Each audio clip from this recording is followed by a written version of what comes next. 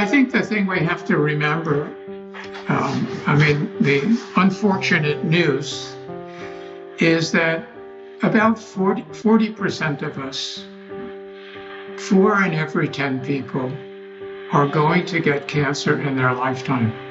We can make our chances worse. You can smoke cigarettes and increase your risk of lung cancer 20-fold.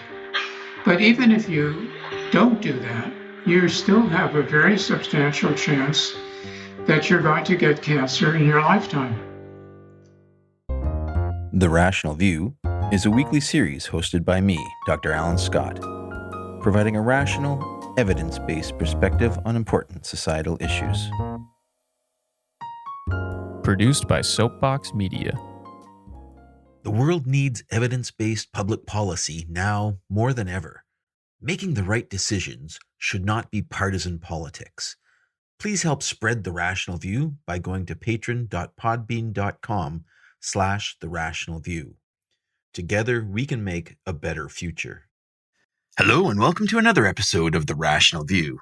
I'm your host, Dr. Al Scott. In this episode, I'm returning to explore the truth about the Chernobyl disaster. I have the great fortune in this episode to interview one of the physicians who treated the exposed workers in Moscow following the Chernobyl meltdown and explosion. Let's see what he thinks about the health risks of nuclear power. If you like what you're hearing, please press like on your podcast app. I'd love to hear from you. Come join our group, our Facebook group, The Rational View, and seek me out on social media. I'd love to hear your comments, your concerns, and your ideas for new episodes. Thank you. Dr. Robert Gale was born in New York in 1945. He received his MD from the State University of New York at Buffalo and a PhD in microbiology and immunology from the University of California, Los Angeles. After that, Gale was on the faculty of the UCLA School of Medicine and served as chairman of the Scientific Advisory Committee of the Center for International Blood and Marrow Transplant Research, and later chaired the Scientific Advisory Board of the Center for Advanced Studies in Leukemia. He was also president of the Armand Hammer Center for Advanced Studies in Nuclearenergy and Health. Gale is currently a visiting professor of hematology at Sun Yat-sen Cancer Center, Guangzhou, China, and honorary professor of hematology at the Institute of Hematology at Peking Union Medical College. In addition to these duties, he is the editor-in-chief of Leukemia, associate editor of clinical transplantation, and executive editor of bone marrow transplantation, as well as a reviewer for many scientific journals. Professor Gale is also an expert on the medical response to nuclear and radiation accidents.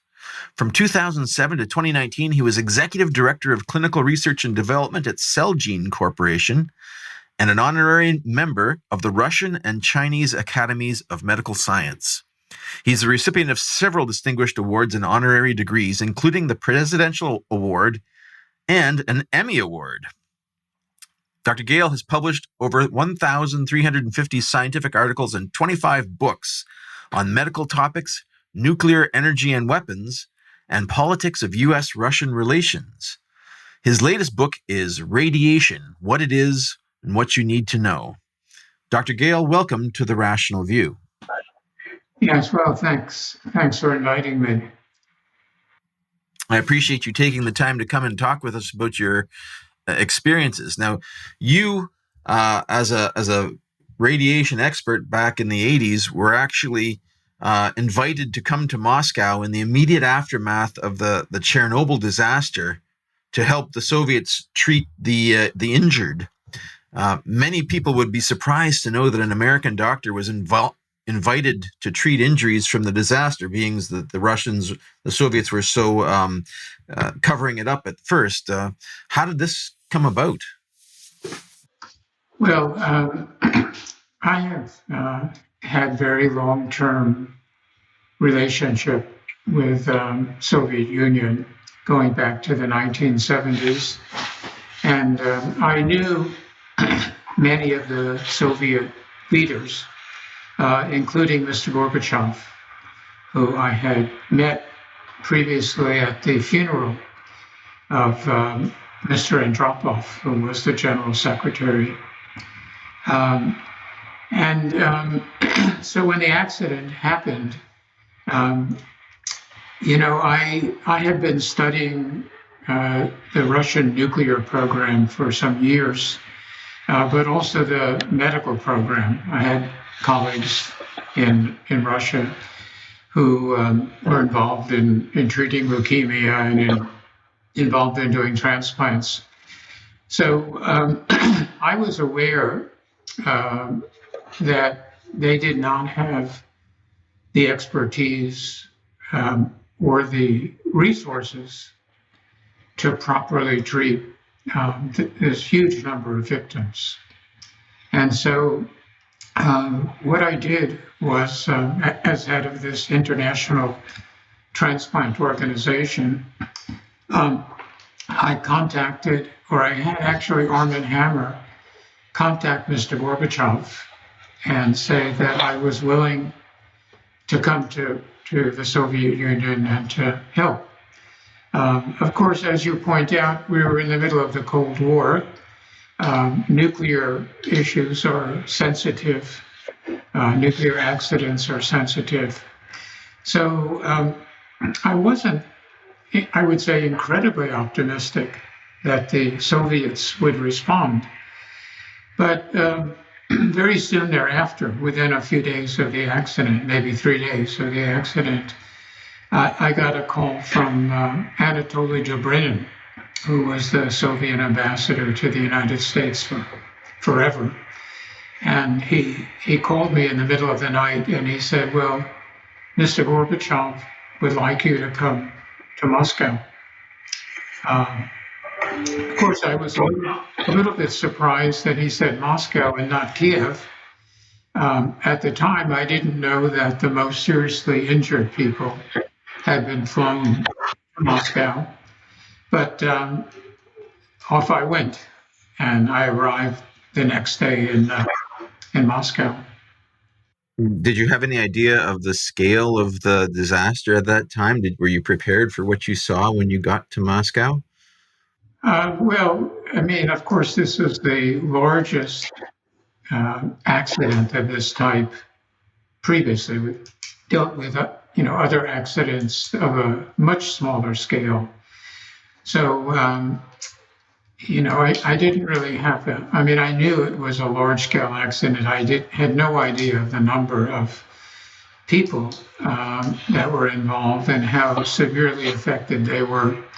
But the very next morning, I arrived at night in Moscow, and the very next morning, I met my colleagues at a hospital that's part of the Institute of Biophysics, so sort of I would say, high security hospital, surrounded by Army and so forth and so on. And we did a quick tour of the, I would say, approximately 200, well, initially around 250 people that had been flown to Moscow.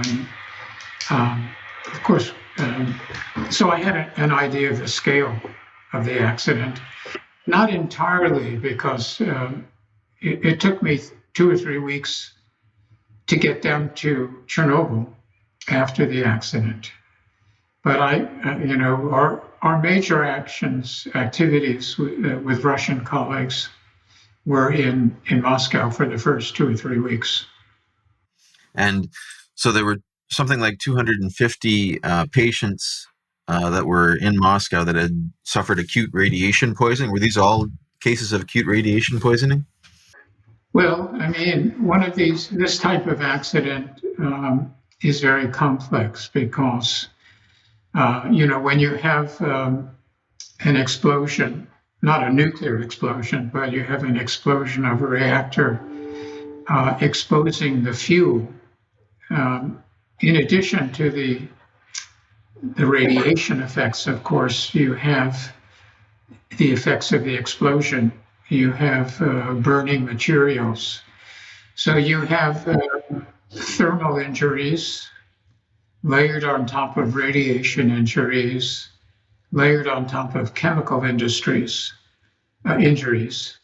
And, most people are exposed to all three simultaneously. For example, if you're a firefighter and you go rushing into this fire, of course, you think you're just putting out a fire. You're not thinking that you're being exposed to radiation. So you have the effects of the fire, you have the smoke from the fire, you have burst pipes, releasing steam and things, causing thermal injuries.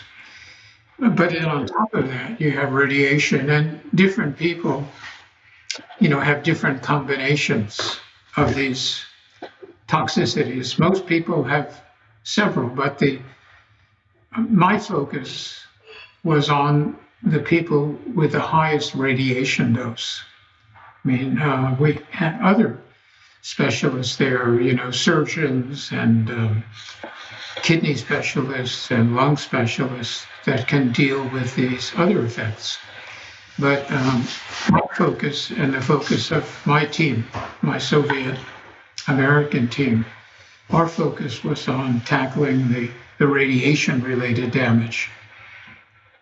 Now, why did the Soviets need an American doctor to come and help them with this?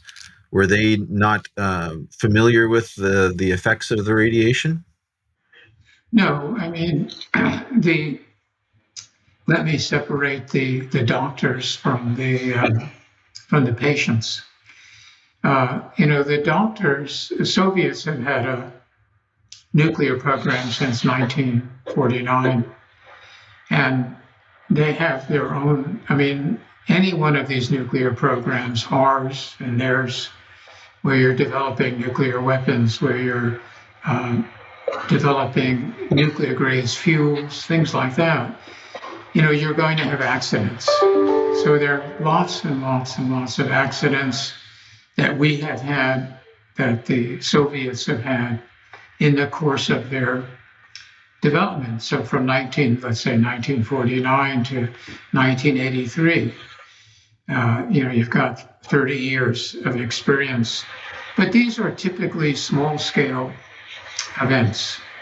So at the Institute of Biophysics, and particularly at this hospital number 6, there were a team of physicians that I worked with that I knew that had extensive experience in dealing with small-scale, typically lower dose radiation exposures. They had very good skills, but not something of this magnitude, and not something requiring the kind of very high technology that we were able to bring in. Now, of course, there's the issue of the Soviet patients. How did these people react to seeing an American in the middle of Moscow? Well, of course, like any patient, some doctor from a foreign country comes with the aim of helping you. You're very, very happy to have their presence. So my Soviet colleagues and their patients, were very, very accepting and very kind and very, very pleased that we were trying to help them. So these were basically first responders that you were involved with treating, and some of them had very high levels of radiation exposure. What was the prognosis of these people? Did you have any idea of how much exposure they had, or did you just have to work from the symptoms? Well, with regard to radiation damage, we use a variety of approaches. The critical thing for us is we need to know the dose. So, we use a variety of approaches to try to estimate the dose as best we can. So we have, computations that we make from using computer-based models. They were fundamentally not useful in this situation. we have physical dosimetry. If someone is wearing a radiation badge, which none of these firefighters were. But there are other things we can measure, like some things in pieces of clothing or some of their enamel from their teeth. We can use that to estimate the radiation dose. But mostly what we have done in the Chernobyl accident is rely on what's called biological dosimetry. So, we can look at their blood counts. We can measure the cells in their blood every day, and they're gonna fall. They're gonna decline. And based on prior accidents, looking at the rate that the blood counts fall, we can make some estimate of what their dose of radiation was. But I have to say, it's just an estimate. We also do things. We look in their urine to see if there is any evidence they were exposed to neutron radiation, things like that. And we look in their bone marrow for changes in the chromosomes. Radiation causes some distinct changes in chromosomes. So fundamentally, we have computational methods, we have physical methods, and we have biological methods. And we put those all together and we try to estimate the dose, but it has a very wide range. But as I mentioned before, knowing the radiation dose is only part of the decision-making process, because we have to estimate what's the effects of their burns, what's the effects of their chemical injuries, and so forth. So it's a complex process. I would say it is more art than it is science. Interesting. Yeah, it's definitely a unique situation that you were in. So I think many people, when hearing about acute radiation burns, would think that everyone's a goner. What was your success rate in treating these injured first responders? Right. So I would say, just offhand, we had roughly 204 people that were exposed to what we would consider potentially dangerous radiation doses. And we use a variety of interventions. Some of the people are going to recover. They just need to be supported. They need transfusions. They need intravenous fluids. They need antibiotics. They may need antiviral drugs. So that's most of the people.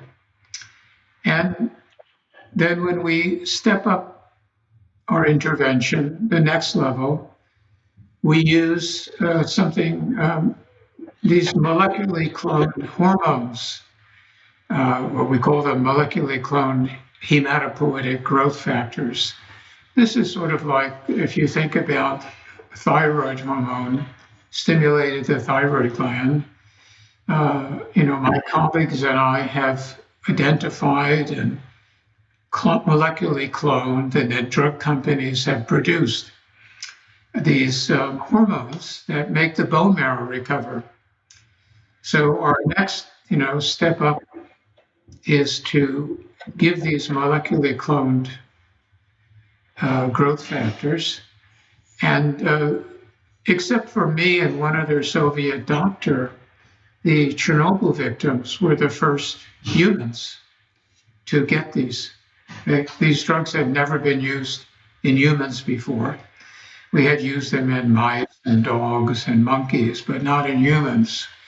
So we were able to bring them into the Soviet Union from Switzerland and to use them to treat some of the victims. Then the final step up in this escalation is to try to decide if you need to replace the bone marrow. And, that is complicated. It requires someone to be identified as being a donor. We've got to purify the cells from the donor, which required bringing people from the United States and from Israel into Russia. And then we do a transplant. So if we take all of these people, 204, unfortunately, 29 of them died. Not all only from radiation injury. As I say, there are these other injuries that we It's a huge explosion. Injuries to the lung. We're not doing lung transplants, or injuries to the kidney. But we were able to rescue more than 90% of these people.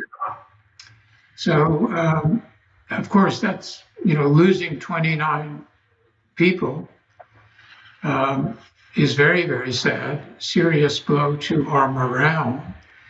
But in the context of the magnitude of this accident, we calculate that there were 31 deaths.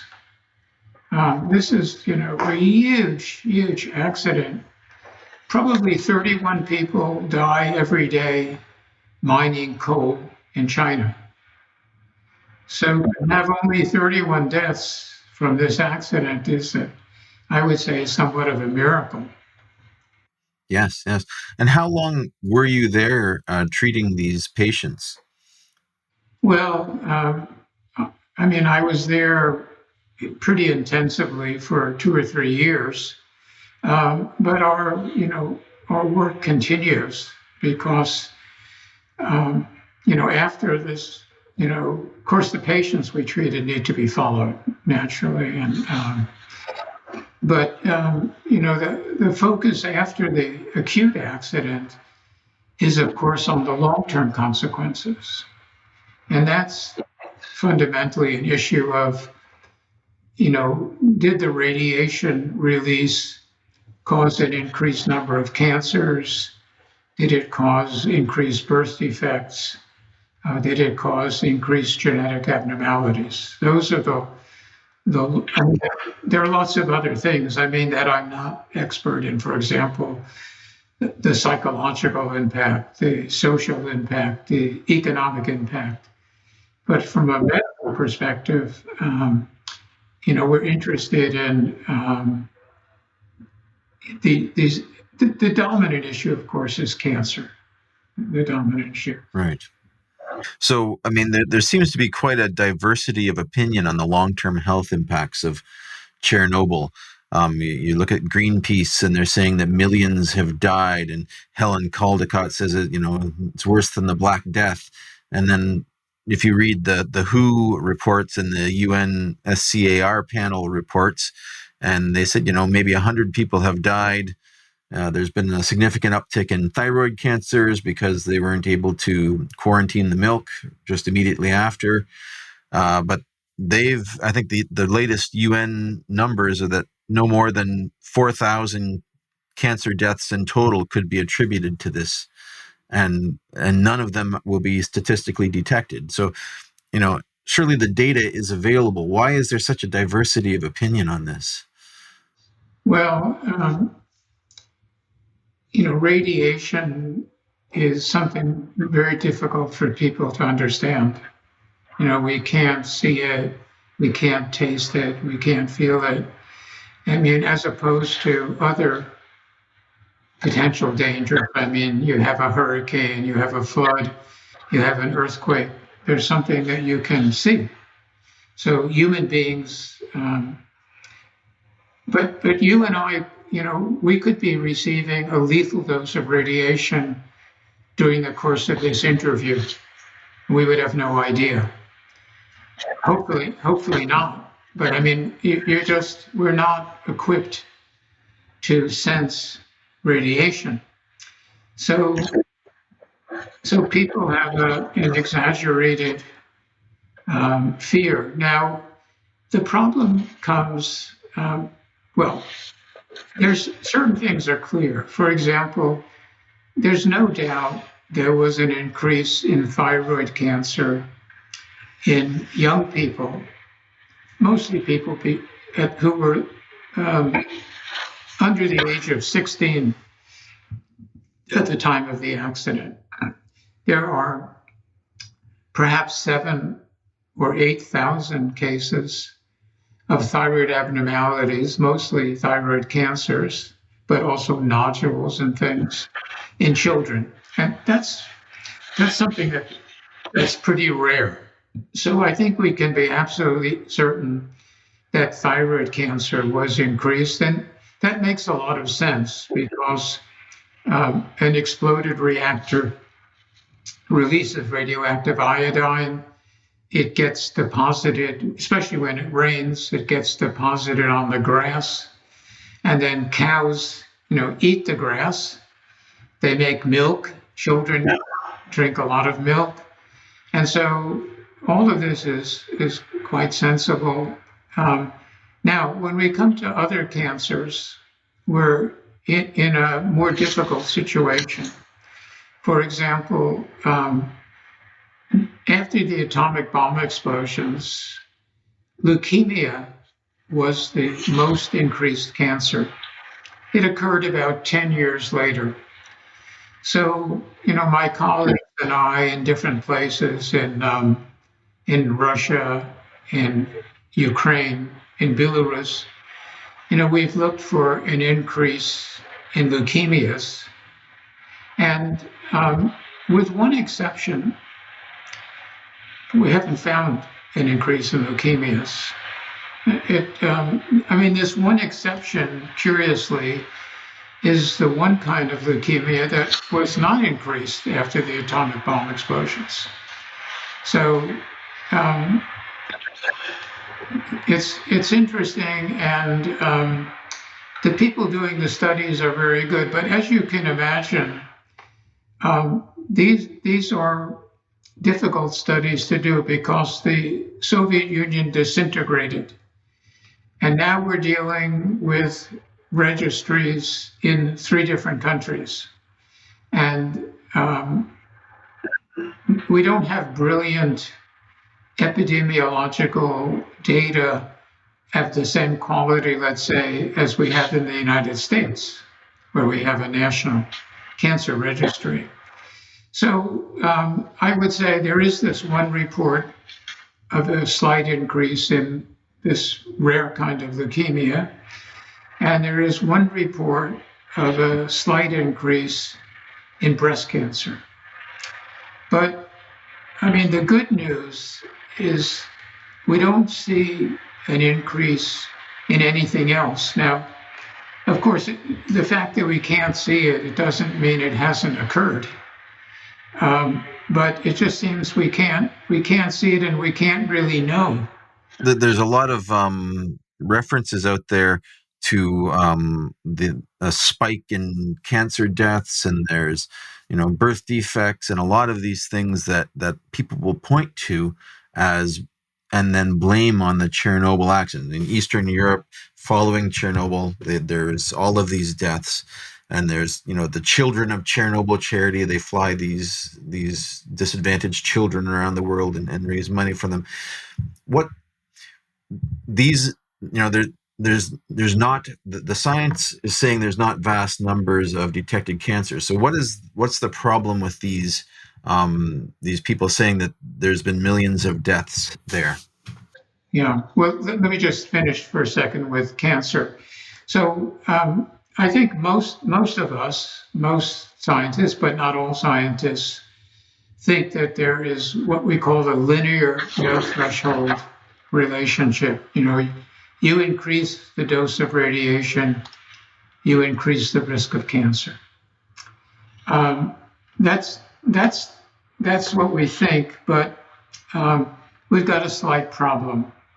And the problem is that, for example, if you live in Los Angeles, like I do, you are going to get less radiation than if you live in Denver, Colorado. Denver, Colorado is higher. It's closer to the sun.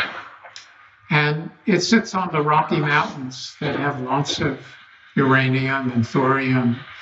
So every year, if you live in Denver, you get 4 times more radiation, background radiation, than if you live in LA or in New York. Now, do people in Denver have more cancer?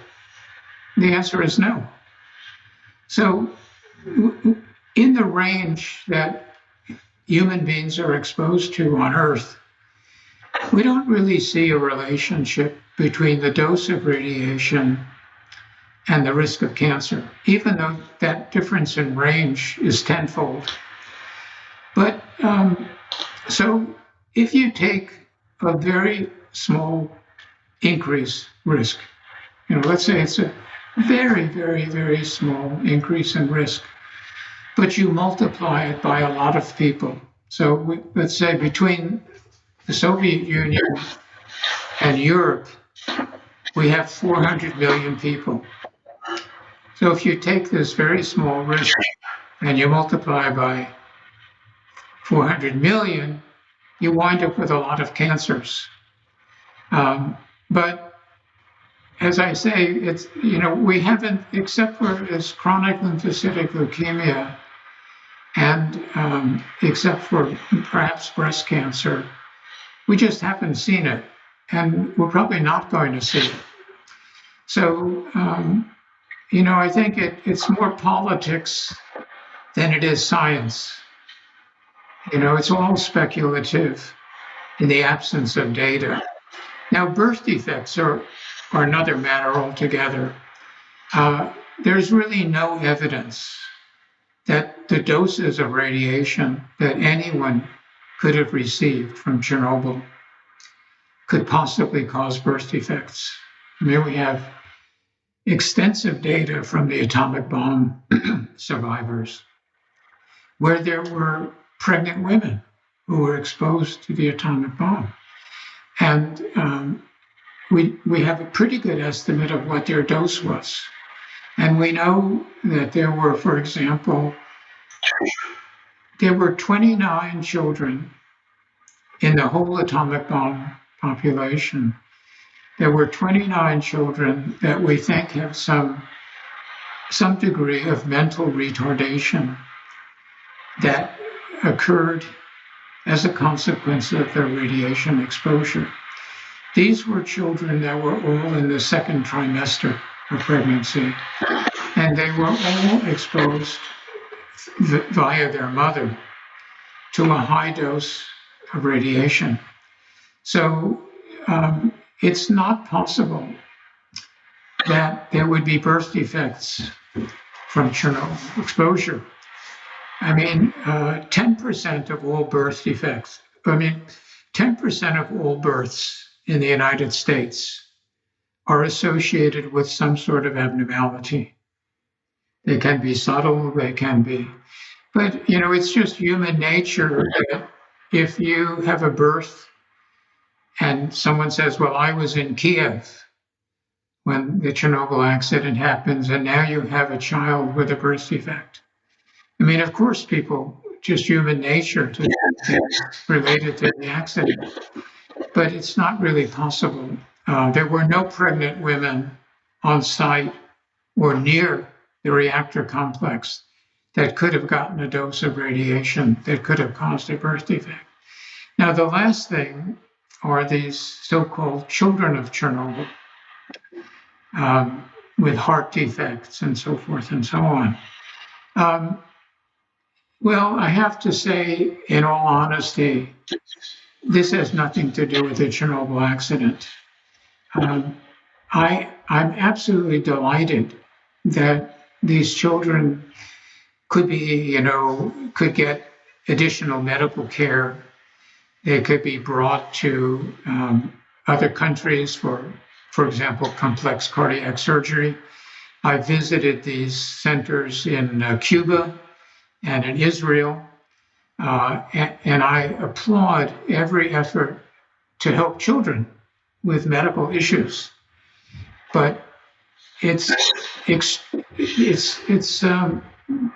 I would say, extraordinarily unlikely that any of these medical problems are in any way related to radiation released from the Chernobyl nuclear power facility accident. Yeah, I think that's the main issue with all of these claims, is that they don't have an appropriate control group when comparing the outcomes. So yes, millions of people did die due to cancer, but millions of people would have died due to cancer anyways, without the Chernobyl accident.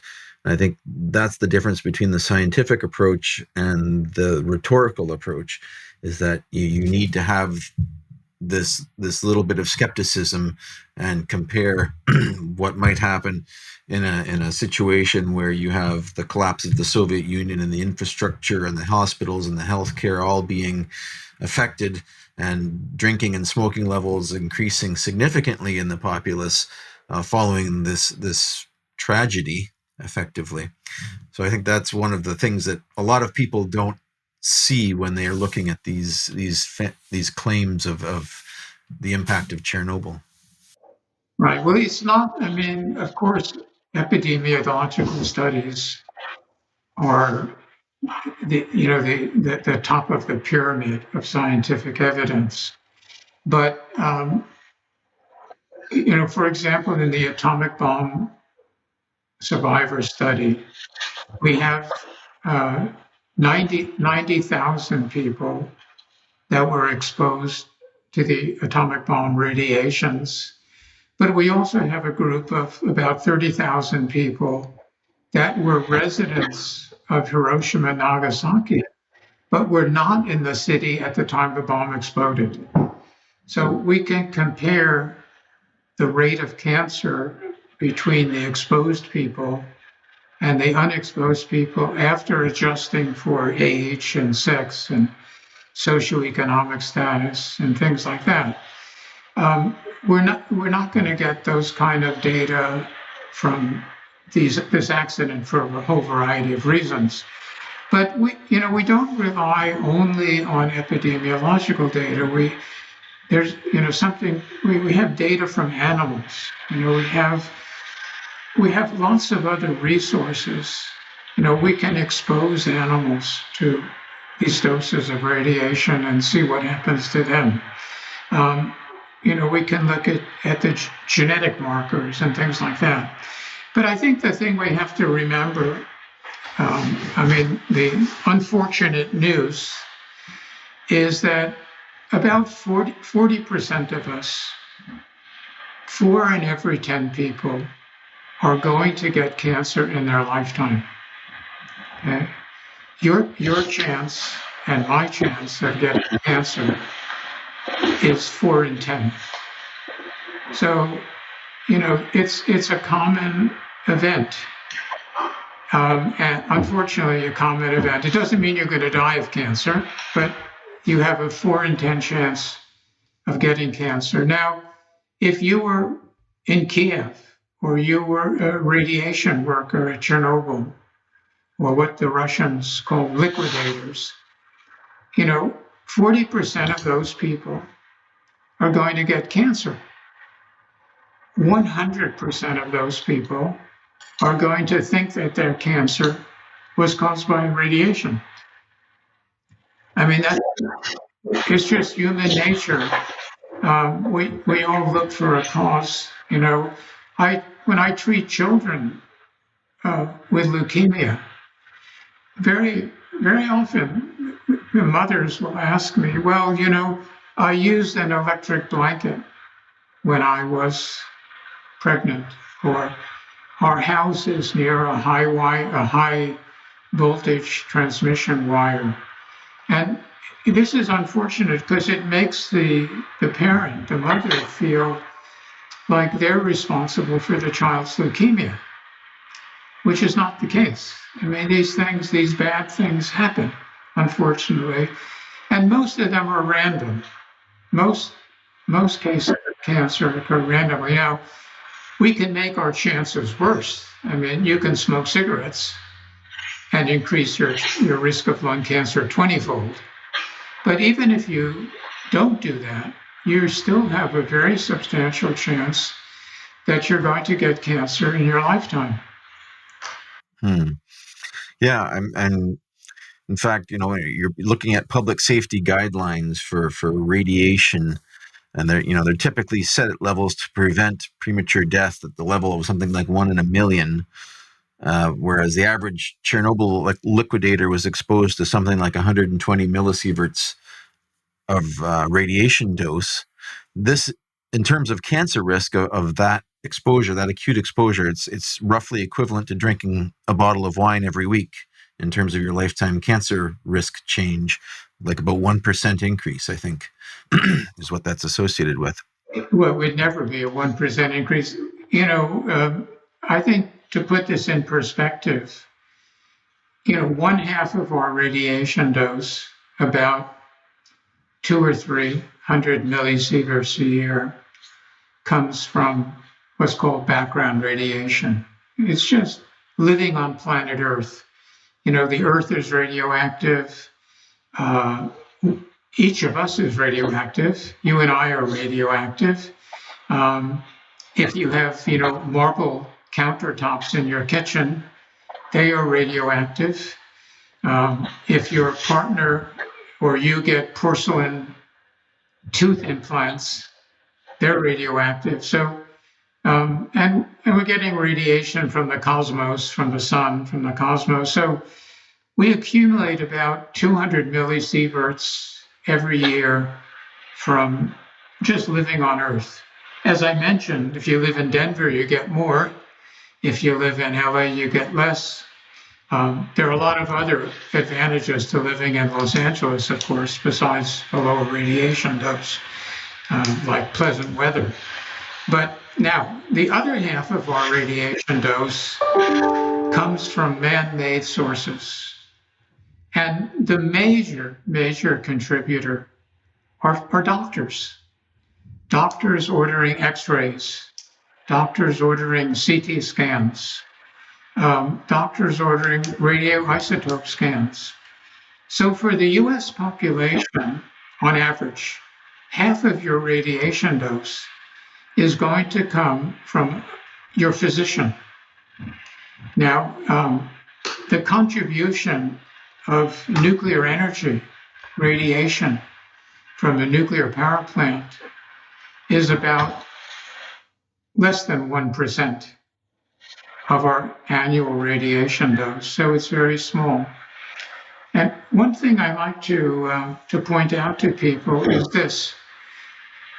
When you burn coal, a coal-fired electrical plant, well, when you burn coal, of course, coal comes from the earth, and the coal you burn contains uranium. It contains thorium. I mean, it's in there in the coal. So when you burn coal, you release radiation to produce electricity. When you run a nuclear power station, where you don't have an accident, you release radiation. So how do they compare?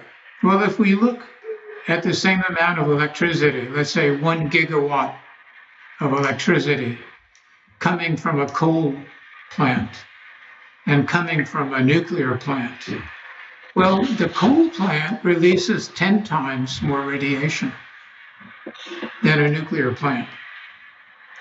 The level of radiation, if you've ever been to Grand Central Station, and there's a little kiosk in the center of Grand Central Station with a clock on it where you can get information about trains coming and going.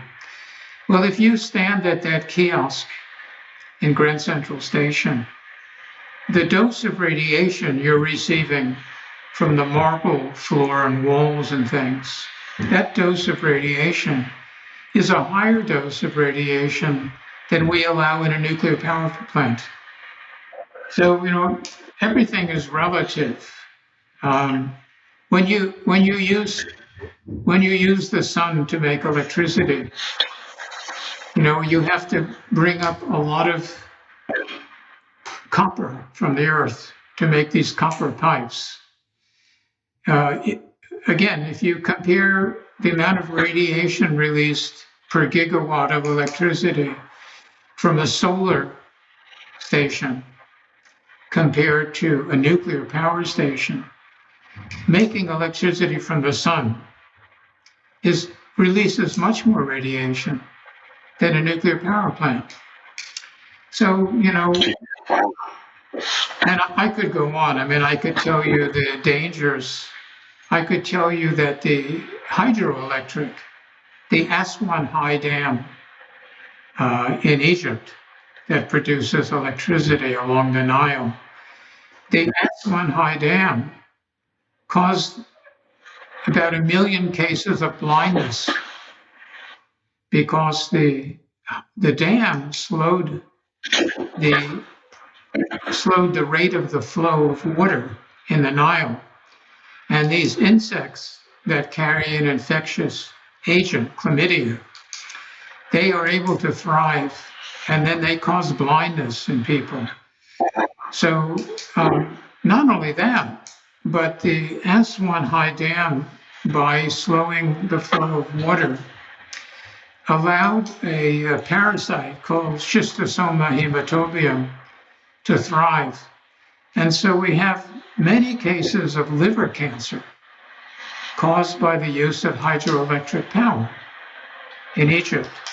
So, none of these things is simple. They all have their trade-offs. And it would be incredibly naive to think that any one of these things is without, its cost. So after all you've seen at Chernobyl and trading radiation, it sounds like you're still very pro nuclear power as a clean and safe method of producing electricity. Is that a fair characterization? I mean, a Ferrari is a good car. If you put a monkey in the driver's seat, it becomes a lethal weapon. There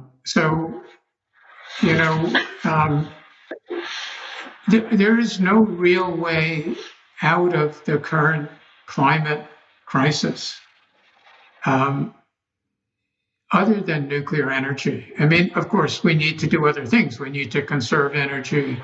We need to take advantage of renewable sources and all of these things. But if we look at the global picture, it's very hard to imagine any way to stop further global warming without nuclear energy.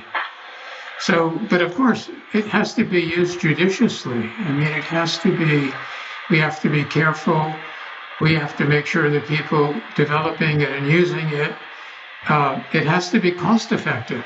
If it costs twice as much to produce electricity from nuclear compared with coal, well, no CEO of an energy company, he doesn't want to see his salary diminished. So, I mean, there are a lot of things that have to be in place. And of course, our ultimate goal is fusion, not fission. And there have been some, significant, very recent, within the last month, at the National Ignition Laboratory at the Lawrence Livermore Labs. There have been a bit of significant progress on the road to using fusion. I mean, again, that's a long way off, but that should be our goal. Yeah, I agree that fusion has had a lot of progress lately. I actually did a series of podcasts reviewing the current state of the nuclear fusion market. But you point out the fact that the cost is very important, and we need to be very cognizant of what each type of power costs, so that we don't create energy poverty effectively. And and the problem, I think, behind a lot of this is the asymmetry of the regulations. As you say, the coal plants are allowed to distribute radiation at will 10 times more than nuclear power plants are. I'm somewhat gobsmacked that we allow this this situation of asymmetry in our regulations, like in particulate pollution from burning coal is above 10 micrograms per cubic meter in a lot of cities, most cities, and this increases your relative all-cause mortality by about 8% per year. After only 12 years, this doubles your risk of death. But safety levels are set at 25 micrograms per cubic meter, which is like a 20% mortality increase per year. It seems way out of whack. I mean, it's similar to having radiation levels 100 times what they are currently as safety levels. So it's this is what I try to look at in my podcast, is to highlight the asymmetry and the irrationality in the guidelines, and try to get these things on a level playing field so that we can get the best solution possible. No, well, I mean, I think there are two fundamental issues.